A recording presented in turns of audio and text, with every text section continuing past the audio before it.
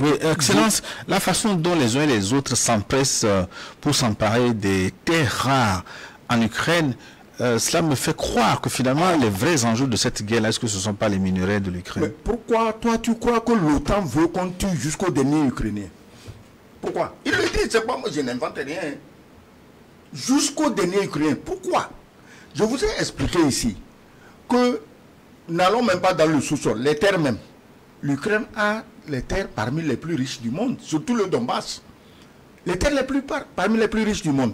La guerre n'était pas finie quand ils se sont emparés des terres ukrainiennes. L'Union européenne a déjà signé un accord sur les terres rares avec l'Ukraine. Non, je viens maintenant aux terres rares. Les terres rares, tout le monde les visait, mais personne n'en parlait. C'est Trump qui a eu le courage, la franchise, et justement quand Trump fait preuve de franchise, on dit qu'il est pour Poutine. Ça veut dire que vous, votre politique, c'est le mensonge. Et vous confirmez vous-même que Poutine est le seul qui dit la vérité. Parce que quand Trump vient dire, et moi, les terres rares, là, je les veux pour payer l'argent que j'ai donné. C'est logique. Il ne ment pas. Mais vous, les Occidentaux, qui n'avez pratiquement rien donné, mais vous voulez faire mes basses sur les terres rares. Vous avez donné combien? Oui, mais cette proposition de Trump a quelque chose quand même de colonialisme. Enfin, je ne sais pas. Gilles, le monde vit du colonialisme. Les Africains sont sous la botte coloniale depuis 1800 combien, intermède 1960, indépendance de singe, et le genou de l'Europe est sur notre cou. C'est du colonialisme. C'est ce qui fait que quand un dirigeant africain parle de souveraineté, d'indépendance, on dit qu'il faut l'abattre. Depuis le début du conflit en Ukraine, l'Union européenne et l'OTAN n'ont cessé de promettre un soutien indéfectible à Kiev. Pourtant, derrière les discours officiels, la réalité est bien différente. Mensonges stratégiques, promesses non tenues et intérêts cachés. Les chroniqueurs de New World TV, El Hadj Diouf et l'ambassadeur Sogouyou, lèvent le voile sur les manipulations occidentales autour de cette guerre. Selon eux, l'Ukraine n'est qu'un pion sacrifié sur l'échiquier géopolitique mondial. Dans cette vidéo, nous allons voir comment l'UE et l'OTAN ont menti sur leurs véritables intentions. Pourquoi Zelensky a finalement refusé de signer les accords miniers avec Trump et ce que cela révèle sur les enjeux cachés du conflit. En quoi la défaite militaire de l'Ukraine était prévisible et orchestrée bien avant l'invasion. L'Ukraine a-t-elle été piégée par ses propres alliés? Sommes-nous face à l'un des plus grands mensonges géopolitiques de ces dernières décennies? Les révélations des chroniqueurs risquent de tout changer.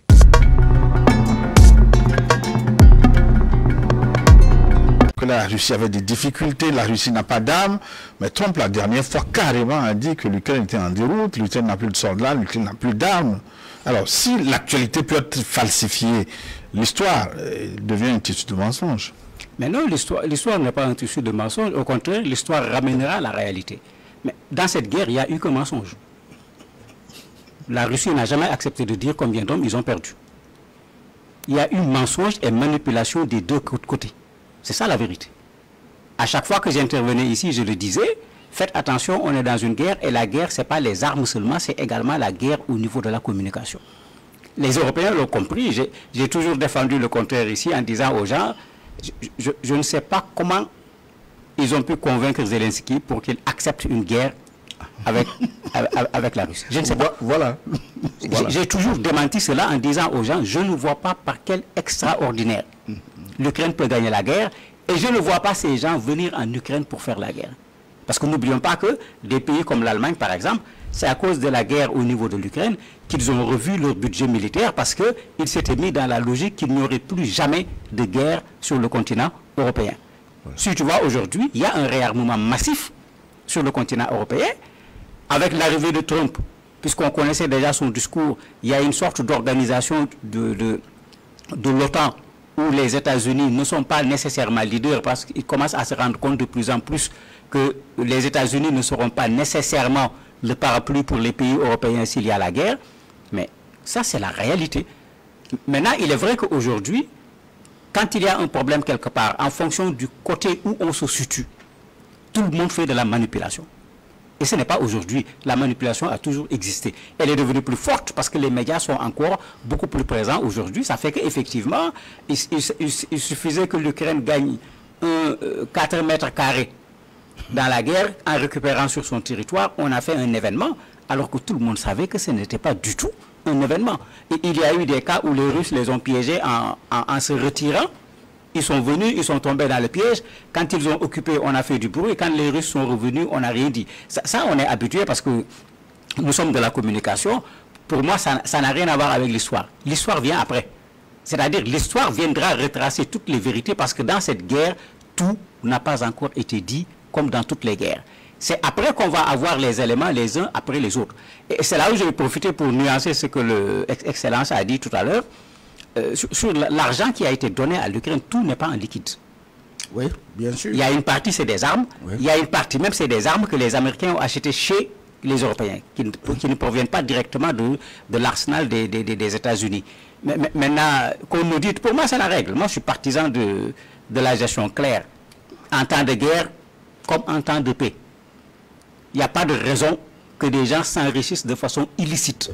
Quelle que soit leur position de pouvoir ou de responsabilité dans un pays, quel que soit le pays, quelle que soit la situation.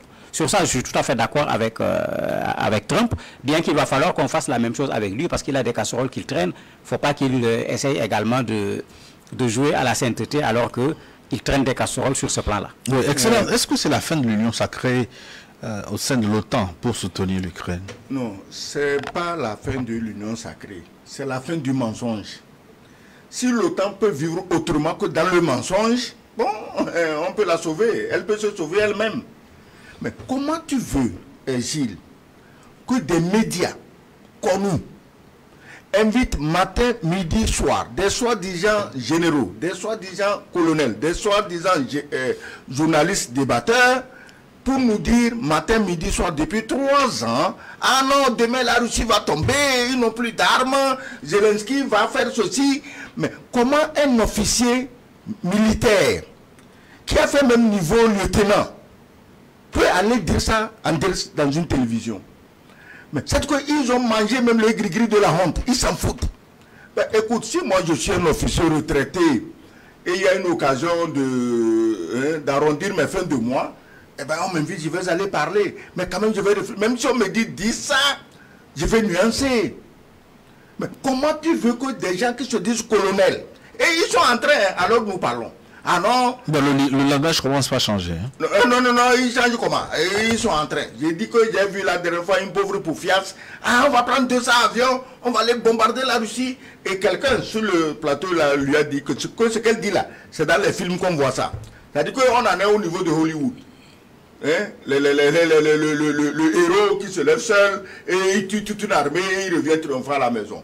Donc tu t'imagines quand des femmes ont un niveau aussi bas de réflexion et on les invite sur ces médias. Ça veut dire qu'aujourd'hui ils sont prêts à inviter des crapauds, des souris, des rats. L'essentiel c'est qu'ils disent que Zelensky va gagner. Zelensky va gagner quoi? Et regarde l'autre, fais attention. Zelensky n'est plus président d'Ukraine. Tout le monde le sait, c'est pas moi qui le dis. Il faut des élections. Mais la dernière fois, Zelensky a eu un avocat inattendu. Ah non, on ne peut pas demander les élections en Ukraine parce qu'il y a la guerre. Les gens ont quitté le pays, les autres sont à la guerre, d'autres sont morts. Et on ne peut pas, dans de telles conditions, demander que l'Ukraine organise des élections. C'est le même champion qui nous fatigue les oreilles matin, midi, soir, qu'il faut faire élection dans les pays du Sahel. Pourquoi? Parce que eux, c'est des Noirs. On ne peut pas tenir de bons raisonnements quand il s'agit des pays du Sahel. On ne peut pas dire, ah, on a tué les gens, ah, il y a eu des réfugiés, ah, il y a eu l'armée qui est au front. Et bon, on peut pas, non. Pour les Noirs, on doit faire tout ça. Parce qu'on se dit que les Noirs ne réfléchissent pas. Mais pour l'Ukraine, comme c'est des Blancs, ah non, il y a la guerre, on ne peut pas leur demander de faire les élections. Mais vous nous prenez pour qui? Vous prenez le reste de la planète pour qui? Les 2 poids 2 mesures, les mensonges, les manipulations, le charlatanisme. Qu'est-ce que vous croyez? Donc l'OTAN, si l'OTAN cherche le chemin de la vérité, parce qu'aujourd'hui, dès que tu dis la vérité, on dit, tu t'imagines que des gens incultes sont allés jusqu'à dire que Trump est pro-Poutine. Juste parce que Trump dit ce qu'il voit. Regarde Viktor Orban, le premier ministre de Hongrie. Depuis le début de la guerre, il leur a dit, vous faites fausse route, vous ne pouvez jamais battre la Russie. Ils l'ont diabolisé. Pour devenir chef de l'Union européenne, son pays va présider, mais c'était la croix et la bannière. On ne voulait même pas le laisser présider l'Union européenne. Et quand il est fini, il est retourné à Bruxelles. La sorcière en chef qui terrorise tout le monde à Bruxelles, qui n'a jamais été élue nulle part. Depuis qu'elle est née, elle n'a jamais été élue nulle part. Elle a voulu le tacler, mais Viktor Orban lui a sorti les 4 vérités. Parce que toi, tu ne peux pas être ici avec des SMS. Tu dilapides 12 milliards d'euros pour une histoire de vaccin Covid. Ton enfant se promène chez les oligarques à qui tu donnes ton argent. Et tu viens tous les jours, tu fais chier tout le monde au nom de l'Union européenne. C'est pourquoi Trump est venu. Il ne tient pas compte de ces gens. Trump veut discuter avec les États-nations. Donc, Viktor Orban. Et après Viktor Orban, il y a les Tchèques qui suivent. Il y a la Slovaquie qui suit. Et qui voulait finir, c'est la Roumanie. On fait les élections, quelqu'un gagne. On dit non, il est pro-Poutine. Il faut annuler les élections. Les conneries qu'ils ont faites en Afrique depuis 60 ans là, ils amènent ça même en Europe là-bas. Quelqu'un gagne, on dit non, comment on l'aime pas, on dit il n'a pas gagné. C'est ce qu'ils font en Afrique. En Afrique, on ne te laisse même pas gagner. On t'empêche de gagner. Là-bas, ils ont laissé le type, ils n'ont pas fait attention, le type a gagné. Et on dit annuler. Et ils ont annulé. Hier, ils sont allés, avant, ils sont allés l'arrêter. Ils sont en train de perquisitionner chez tout le monde. Si on t'a vu un jour dire bonjour à Georgescu dans la rue, on va te perquisitionner. Ça, c'est la démocratie et les droits de l'homme. Et pourtant, ces pays de l'Est, de l'ancien bloc soviétique, qui sont russophobes, c'est-à-dire ils n'aiment pas les Russes. Parce qu'ils estiment qu'au temps de la guerre froide, les Russes les ont fait souffrir. Ok, à chacun ses sentiments. Mais aujourd'hui, c'est eux qui graduellement se rendent compte qu'ils ont été abusés et que la meilleure alliance à tisser pour leur survie, c'est avec les Russes. Tu as vu les élections en Allemagne? Alice Weidel, la dame de Alternative für Deutschland, elle a fait 20%. Tu sais où? Dans l'ancienne Allemagne de l'Est, qui justement était sous la botte soviétique pendant la guerre froide.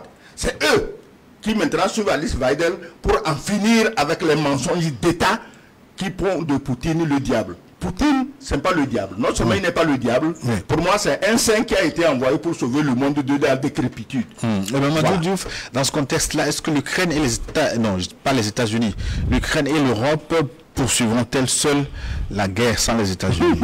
En fait, il faut d'abord dire qu'il n'y a jamais eu d'union sacrée de l'Europe contre la Russie, puisqu'il parlait tout à l'heure de Viktor Orban, qui même pendant qu'on était à l'étape des sanctions, ne s'est jamais solidarisé de façon totale avec l'Union européenne. Il a parlé également de sa venue, puisqu'il y a une présidence tournante, il se trouve que c'était son tour, il fallait qu'il prenne. Quand il a pris, il est allé voir Poutine, il est allé voir Zelensky. Et son discours, il ne l'a pas fait comme Trump l'a fait aujourd'hui, mais il a proposé à Zelensky qu'on mette fin à la guerre. Mais il ne l'a pas écouté à l'époque, et c'est Biden qui était de l'autre côté, c'est ceux qui étaient les va-t-en-guerre qui étaient au devant de la scène. Et on parlait tout à l'heure de manipulation, cette façon de parler d'union sacrée fait partie de la manipulation, il n'y a jamais eu d'union sacrée. Parce que dans les sanctions par rapport au gaz, par rapport à plein de choses, mais est-ce que les Français ont arrêté d'acheter le gaz qui vient de la Russie? Non. Est-ce que les Allemands ont arrêté d'acheter le gaz qui vient de la Russie? Donc, en fait, c'est pourquoi aussi il est bon qu'on éveille les gens, qu'on ne laisse pas les gens manipuler, parce que quand il y a conflit, aujourd'hui c'est devenu un fait, il y a manipulation de tous les côtés. C'est ça la réalité par rapport à ce genre de conflit. Maintenant, est-ce que l'Union européenne va continuer la guerre? Moi, je n'y crois pas du tout. Je n'y crois pas parce que... L'Union européenne convoque Zelensky aujourd'hui en Angleterre. Non, justement, il est déjà allé, il a déjà eu 2,5 milliards de livres sterling de la part de l'autre psychopathe de Londres qui veut qu'on tue le reste des Ukrainiens. Mais ça veut dire que l'Union européenne a envie que la guerre continue. Non, ils n'ont pas envie que la guerre continue. Ils veulent qu'on tue le reste des Ukrainiens. Ce qu'ils essayent de faire, quand on est en face d'une guerre qu'on a déjà perdue, l'Union européenne est en face de 3 problèmes. Le premier problème, c'est son opinion publique. Puisque vous l'avez dit, pendant longtemps, on a fait croire qu'on va casser Poutine. Pas seulement le vaincre même dans la guerre, mais il va tomber économiquement, il va tomber diplomatiquement, etc. Quand vous faites le bilan de tout ce qu'on recherchait, ben, militairement, effectivement, il y a un coup, il faut le reconnaître, il y a eu plein de morts également du côté des Russes. Économiquement, il faut le reconnaître, il y a un coup, mais qui n'a pas fait tomber le pays. Mais si tu le prends d'un point de vue diplomatique et autres, rien que la façon dont Trump l'a appelé au téléphone, aujourd'hui, on a oublié que Poutine, en fait, c'est quelqu'un qu'on doit traduire devant la CPI. Voilà. On n'est plus dans cette logique. Trump est en train de le remettre au devant de la scène en préparant même un sommet avec lui. Donc sur ce côté-là, les Européens ont un problème avec leur opinion publique. Il y a un autre problème où ils ont, un autre aspect où ils ont une difficulté avec leur opinion publique, c'est la quantité d'argent qui a été mise dans cette guerre. Parce que si vous vous rappelez, quand au début des sanctions contre la Russie, il y avait des risques pour qu'il y ait des pénuries de gaz et des problèmes d'électricité en Europe, mais dans certains pays, les populations avaient manifesté pour refuser qu'on continue à donner de l'argent public à l'Ukraine et de mettre leur pays dans des difficultés. Donc, les populations européennes ne se sont pas alignées totalement sur la position de leur pays à l'époque. Et ils vont avoir raison aujourd'hui sur les dirigeants.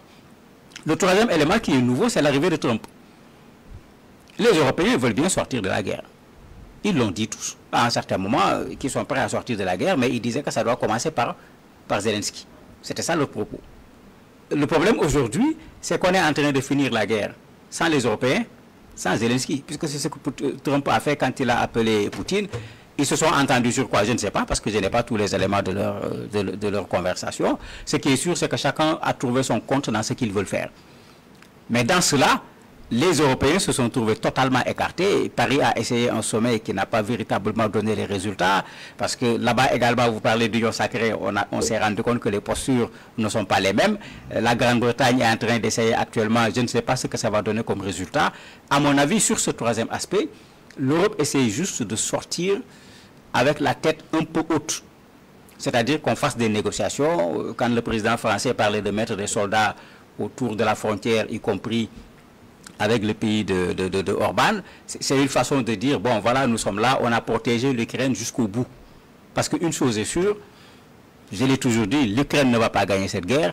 Ce n'est pas sans le soutien des Américains que je vais croire aujourd'hui que l'Ukraine va gagner cette guerre. Mais l'Europe essaie de montrer qu'ils ne sont pas à la remorque de l'Amérique dans cette affaire, parce que la méthode de Trump est quand même une méthode particulièrement cavalière qui est venue un peu déstabiliser les gens. Chacun est en train de se chercher, et même ce qui existait comme union contre la Russie, la façon de faire de Trump l'a cassé, parce que quand on regarde ce que le Premier ministre allemand a dit quand il y a eu le sommet en France, mais il s'est totalement désolidarisé de ce que les gens étaient en train de vouloir faire. Donc il est clair qu'aujourd'hui, même quand on parle d'Union européenne, mais ce n'est pas des gens qui s'entendent, et de façon générale, c'est ça la règle.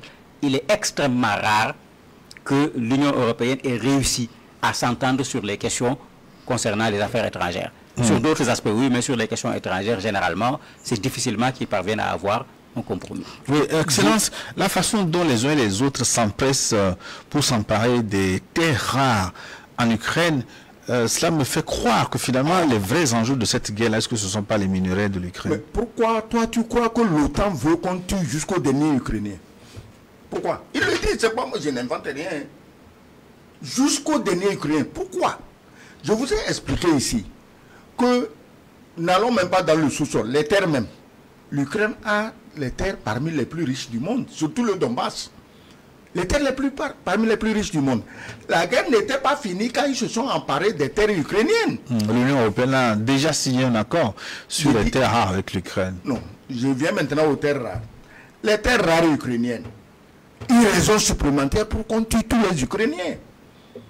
Parce qu'il ne faut pas qu'il y ait des gens qui un jour réclament leur part. C'est comme en Afrique. Quand ils viennent, ils prennent vos biens. Ce qu'ils ne veulent pas entendre, c'est que vous disiez à chef, est-ce que tu peux nous donner un peu? Ils font la même chose aux Ukrainiens. Pourquoi?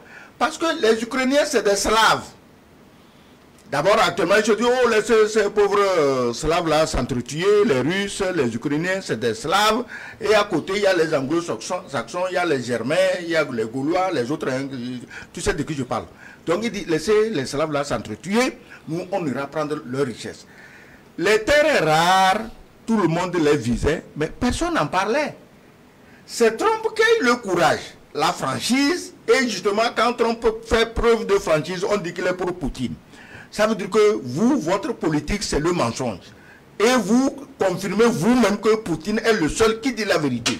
Parce que quand Trump vient dire, et moi, les terres rares, là, je les veux pour payer l'argent que j'ai donné. C'est logique. Il ne ment pas. Mais vous, les Occidentaux, qui n'avez pratiquement rien donné, mais vous voulez faire mes basses sur les terres rares. Vous avez donné combien? Oui, mais cette proposition de Trump a quelque chose quand même de colonialiste. Enfin, je ne sais pas. Gilles, le monde vit du colonialisme. Les Africains sont sous la botte coloniale depuis 1800 combien, intermède 1960, indépendance de singe, et le genou de l'Europe est sur notre cou, c'est du colonialisme. C'est ce qui fait que quand un dirigeant africain parle de souveraineté, d'indépendance, on dit qu'il faut l'abattre.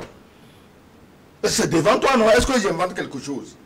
Donc aujourd'hui, le monde marche sur la force. Ceux qui sont ici nous chantent démocratie, droit de l'homme. On s'en fout de ça, c'est les intérêts. Si tu as un pays qui peut voler chez un autre pour venir rendre heureux son peuple, mais qu'il y aille, on s'en fout des démocraties, on s'en fout des droits de l'homme. C'est ce que l'Occident nous apprend. Il faut qu'on les suive et qu'on les imite. Donc aujourd'hui, les terres rares, on se rend compte que les gens là, ils tuaient les Ukrainiens, mais il y avait des raisons qu'on ne connaissait pas. On dit, en réalité, actuellement, les Anglais ont déjà pris une partie des terres rares. Et on a peur de lui dire, mais ils en ont pris. Je le disais ici la dernière fois, on n'a pas encore prononcé le nom des autres pays européens, les grands pays, la France, l'Allemagne, mais l'Angleterre en a déjà pris. Trump sait tout, Trump est informé. Attends, le type là, ils ont les meilleurs services de renseignement du monde. Il sait qui a pris quoi. Il vient dire, j'en veux pour 500 milliards. Mais il veut sa part. Je veux ma part. C'est moi qui ai financé. 350 milliards de dollars, on ne peut pas les donner comme ça gratuit parce que le peuple américain a besoin de cet argent, ne serait-ce que pour assurer la sécurité de ses frontières. Est-ce que assurer la sécurité de ton pays aussi, c'est un délit? C'est être comme Poutine? On va dire que tu es Poutine parce que tu veux assurer la sécurité de ton pays. Donc maintenant, chaque fois que Trump dit quelque chose empreint de bon sens, non, il est pour Poutine. Je dis bravo. Ça veut dire qu'on finit par savoir que Poutine est le seul qui tient des propos de bon sens. Donc aujourd'hui, les Occidentaux, on l'accorde au cou. Pour un âne enlevé, 2 voleurs se battaient. Pour une Ukraine défaite, 2 voleurs se battent, les Occidentaux, l'Europe et l'Amérique. Alors, selon toi, qui sera le 3e larron qui va s'emparer de l'âne?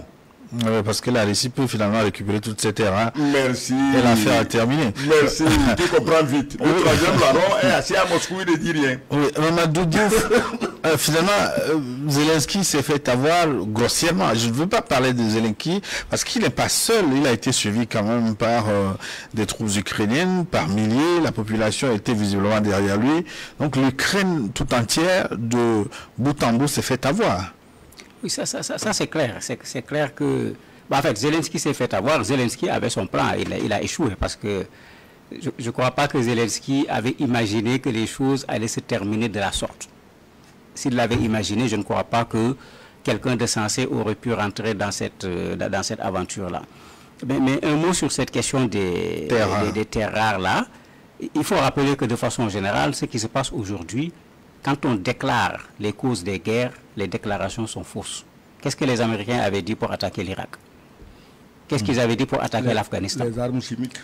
Qu'est-ce que Trump est en train de faire actuellement, de vouloir faire avec la Palestine? Ce n'est pas les terres. Il dit qu'il va transformer ça en Riviera. Là, il y a les morts, il y a tout, il s'en fout. Lui, ce qui l'intéresse, c'est la terre, c'est de mettre des bâtiments, c'est de faire sortir de l'argent. Donc, en fait, il y a cette réalité qui est là dans ce monde. Mais vous avez des gens qui sont suffisamment émotifs pour croire rapidement ce qu'on leur dit. Qu'est-ce qu'on avait fait avec Kadhafi ici pour attaquer la Libye? Qu'est-ce qu'on nous avait dit? Démocratie. Finalement, qu'est-ce qu'on a vu de façon concrète? En fait, c'est pour dire que Zelensky, c'était exactement la même chose. Il y a des gens qui étaient dérangés par le fait que la Russie était en train de prendre de plus en plus de la force sur la scène internationale. Et les gens ne voulaient pas se retrouver dans l'ancienne situation où, avec l'ex-URSS, ils avaient de la force en créant une sorte d'équilibre de la terreur, comme on l'appelait, au niveau géopolitique. Pour éviter de retourner dans cette situation, il fallait l'affaiblir. Comment faire? Créer une guerre, parce que militairement, financièrement, ça fait perdre énormément de choses. Ils l'ont essayé, ça n'a pas marché. Maintenant, quand on parle des terres rares aussi, n'oubliez pas que l'Ukraine faisait partie de l'ex-URSS. Qui connaît mieux ces terres? Mais une des plus grandes industries de construction navale se trouvait là-bas, Sébastopol, au niveau de l'Ukraine. Et ça appartenait à l'ex-URSS. Donc si les Européens savent ce qui se passe en Ukraine, si les Américains savent ce qui se passe en Ukraine, comme il le dit, le 3e larron, c'est encore mieux ce qui se passe en Ukraine, puisque, comme il le dit, il fait partie du KGB. Mais ils savent très bien ce qu'il y a sur le sol ukrainien, qui était également le grenier de l'URSS à l'époque. Donc ceux-là également ont besoin de ces terres, certainement. Malheureusement, Zelensky a joué le jeu, il a perdu sur toute la ligne. Ouais. On va revenir sur le sujet dans la seconde partie. Une guerre qui profite aux vrais maîtres du jeu. Comme l'ont analysé El Hadj Diouf et l'ambassadeur Sogouyou, cette guerre ne concerne pas uniquement l'Ukraine. Derrière les batailles sur le terrain, il y a des enjeux économiques colossaux, notamment les richesses minières du pays, qui intéressaient déjà les grandes puissances bien avant le conflit. L'Union européenne et l'OTAN ont-ils réellement aidé l'Ukraine ou l'ont-ils utilisé comme un simple fusible contre la Russie? Pourquoi Zelensky a-t-il refusé de signer avec Trump? Et surtout, qui profite réellement de cette guerre? Donnez votre avis en commentaire.